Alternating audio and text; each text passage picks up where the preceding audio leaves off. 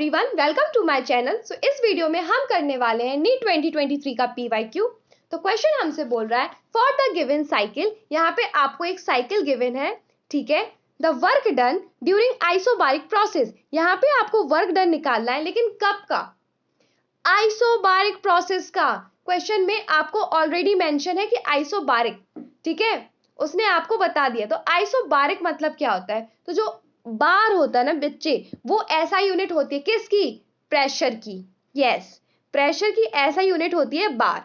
और आइसोबारिक का मतलब होता है जहां पर प्रेशर कांस्टेंट हो, ठीक है। तो प्रेशर कैसा होना चाहिए? प्रेशर होना चाहिए कांस्टेंट। तो ये हमारे पास एक डायग्राम है, एक ग्राफ गिवन है हमको। यहाँ पे हमें पूरे का एरिया नहीं निकालना है, ये पूरा नहीं देखना हमें, ये पूरा साइकिल नहीं देखना है। इसमें से हमें सिर्फ ये सिंगल लाइन देखनी। क्यों? क्योंकि क्वेश्चन में आइसोबारिक प्रोसेस बोला है, दैट मीन्स जहां पर प्रेशर कांस्टेंट है। समझ गए?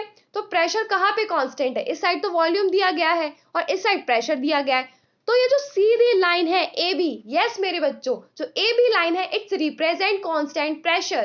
तो ये क्या रिप्रेजेंट करी? कांस्टेंट प्रेशर को रिप्रेजेंट कर रही है। तो हमें सिर्फ इस सिंगल लाइन का वर्क डन निकालना है, तो हमारा आंसर आ जाएगा। तो वर्क डन निकालने के लिए हमें क्या करना होता है बच्चों? हमें एरिया फॉर्म करना होता है। तो हम यहाँ पे ऐसे लाइन खींच के यहाँ पे एरिया फॉर्म कर देंगे और इस पूरे का हम क्या करेंगे?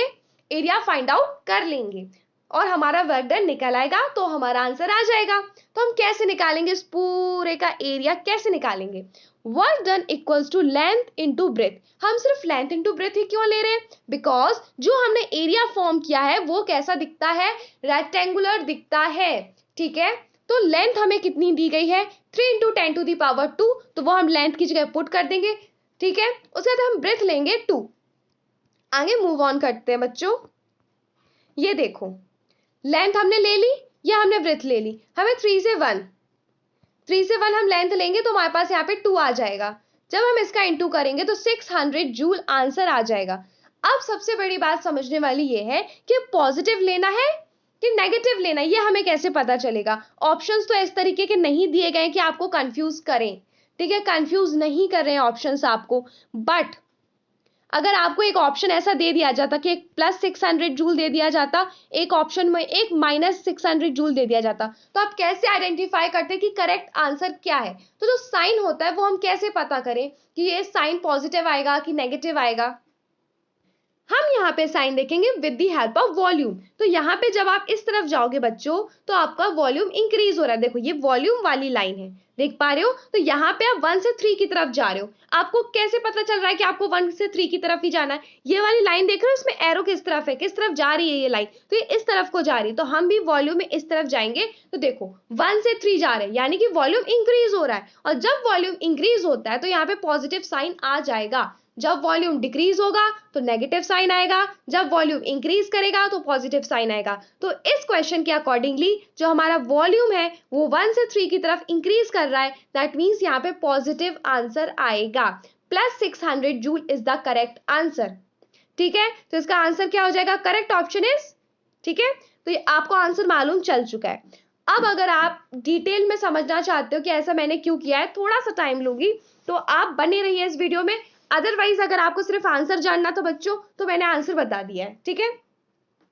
अब देखते हैं कि अब अगर आपको कंप्लीट साइकिल दी गई हो, कंप्लीट साइकिल का मतलब होता है कि आपको इस पूरे ट्रायंगल का, ठीक है, पूरे ट्रायंगल का वर्क डन निकालना होगा, ठीक है। कंप्लीट साइकिल, तो उसने पर्टिकुलर आइसोबारिक आइसोकोरिक ऐसे नहीं बोला है, उसने कंप्लीट साइकिल का वर्क डन बोला है। तो आप इस पूरे ट्रायंगल का क्या करेंगे? एरिया निकालेंगे, ठीक है। तो ये आपने एरिया निकाल दिया इसका, ओके, ये आपने एरिया निकाल दिया, half into base into height. आप यही फॉर्मूला क्यों यूज कर रहे हो? बिकॉज इसका जो शेप है वो ट्रायंगल जैसा दिखता है, मतलब ट्रायंगल है ये, इसलिए हम इसका जो एरिया है इस फॉर्मूले से निकाल रहे हैं, ओके। तो हमारे पास जो बेस है वो 2 है और जो हाइट है हमारे पास वो 2 इंटू 10 टू दी पावर 2 है। और ये जो हमारे पास जूल है बच्चों, जब आप इसको सॉल्व करोगे तो आपके पास 200 जूल आंसर आ जाएगा। अब हमें कैसे पता चलेगा कि हमें प्लस लेना है कि हमें नेगेटिव लेना है? मेन प्रॉब्लम तो ये है ना, तो हम एरो का साइन देखेंगे। ये एरो क्लॉकवाइज मूव कर रहा है, ये एरो क्लॉकवाइज मूव कर रहा है, देख रहे हो, क्लॉकवाइज। जब एरो क्लॉकवाइज मूव करेगा, जब एरो क्लॉकवाइज मूव करेगा तब पॉजिटिव वर्क डन होगा। ठीक है, कैसा होगा work done? Positive work done होगा। क्लॉकवाइज मूव करने पर पॉजिटिव वर्क डन होता है, और एंटी क्लॉकवाइज एरो मूव करेगा, यानी कि जो एरो का साइन है वो मूव करेगा, तो नेगेटिव वर्क डन होगा। तो इस क्वेश्चन में, ठीक है, ये जो क्वेश्चन है इसमें क्या है कि जो एरो है वो क्लॉकवाइज मूव कर रहा है, इस वजह से यहाँ पे प्लस 200 जूल आंसर हो जाएगा। ठीक है, अब हम नेक्स्ट देखेंगे कि अगर हमें इनकम्प्लीट साइकिल दी गई हो, दैट मीन्स कि जैसे अभी हमने क्वेश्चन सॉल्व किया था, पीवाईक्यू सॉल्व किया, तो उसमें हमें आइसोकोरिक बताओ, आइसोबारिक बताओ, है ना, इस तरीके से हमने अभी क्वेश्चन सॉल्व किया, तो वो इनकम्प्लीट साइकिल थी। जो आपने अभी बच्चों ऊपर क्वेश्चन देखा ये वाला, ये इनकम्प्लीट साइकिल थी। इसमें आपको ऑलरेडी मेंशन था कि आपको क्या निकालना है, आइसोबारिक निकाला, दैट मीन्स जहां पे प्रेशर कांस्टेंट हो वो वाला निकाला है। पूरा कंप्लीट साइकिल नहीं गिवन था, आपको सिर्फ इनकम्प्लीट साइकिल गिवन था यहाँ पे। ठीक है, अब आपको मैं बता रही हूँ, आपने कंप्लीट का सीख लिया, कैसे साइन देना होता है, कैसे एरिया निकाल के आपको फाइंड करना है।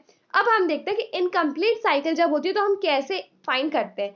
सबसे पहले तो वो हम देखेंगे कि हमें आइसोकोरिक दिया है कि आइसोबारिक दिया है, तो हमें क्वेश्चन में आइसोबारिक दिया गया तो हमने आइसोबारिक ले लिया। उसके बाद हम यहाँ पे ड्रॉप करेंगे और यहाँ पे एरिया बनाएंगे, एरिया फॉर्म करेंगे, तो यहाँ पे रेक्टेंगुलर फॉर्म हो रहा है, दैट्स वाई हमने लेंथ इनटू ब्रेथ लिया, और जब हम इसको सॉल्व करेंगे तो हमारे पास 600 जूल आंसर आ गया। अब इसे पॉजिटिव लेना है कि नेगेटिव, वो हम वॉल्यूम से देखेंगे, वॉल्यूम इंक्रीज होगा तो पॉजिटिव ले लेंगे, वॉल्यूम डिक्रीज होगा तो नेगेटिव 600 ले लेते, बट अकॉर्डिंग टू क्वेश्चन यहाँ पे पॉजिटिव दिखा रहे हैं तो हम पॉजिटिव 600 ले रहे हैं, बिकॉज यहाँ पे वॉल्यूम इंक्रीज हो रहा है। बट क्या होगा बच्चों जब हमारा वॉल्यूम डिक्रीज करेगा?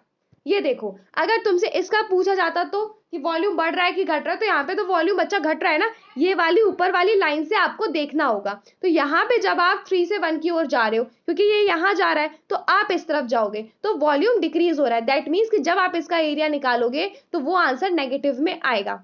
बट ऊपर की तरफ देखो, ये वाला एरो इस तरफ जा रहा है तो ये वॉल्यूम इस साइड जाएगा, तो ये देखो वॉल्यूम इंक्रीज हो रहा है। वॉल्यूम इंक्रीज लेने पे पॉजिटिव वर्क डन होता है, समझे? वॉल्यूम इंक्रीज होने पे पॉजिटिव वर्क डन होगा और वॉल्यूम डिक्रीज होने पे नेगेटिव वर्क डन होगा। और यहाँ पे जो आप ये अभी जो अपन बात कर रहे हैं ना बच्चों, इनकम्प्लीट साइकिल की बात कर रहे थे, ठीक है, उसमें आप वॉल्यूम देखोगे, लेकिन व्हाट अबाउट कंप्लीट साइकिल?